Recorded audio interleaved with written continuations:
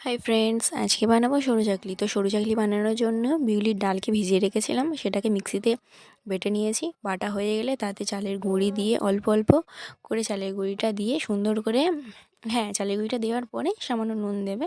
তারপরে নুন দেওয়া হয়ে গেলে তাতে জল দিয়ে অল্প অল্প পরিমাণে গুলে নিতে হবে। ঠিক আছে, বেশি মোটা হবে না, বেশি পাতলা হবে না, মিডিয়াম একটা সুন্দর স্মুথ ব্যাটার তৈরি হবে। এবার সে ব্যাটারটা তৈরি যখন হয়ে যাবে, দেখলে বুঝবেন যে হাতের সাথে গড়িয়ে যাবে, সুন্দর একটা স্মুথ ব্যাটার তৈরি করবে। করা হয়ে গেলে কড়া গরম করতে বসিয়ে দিয়েছে মা।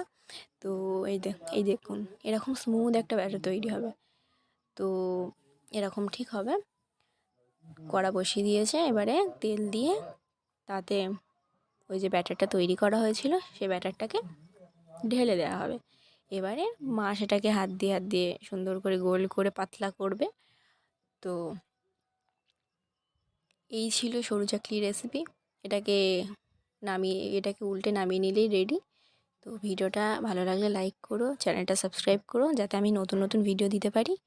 আর শীতকাল মানেই তো পিঠে। তো এখন ঘরে ঘরেই পিঠে হবে, বাঙালিদের ঘরে ঘরেই পিঠে, পৌষ পার্বণ। তো আমার একটা ফেসবুক চ্যানেলও আছে, যদি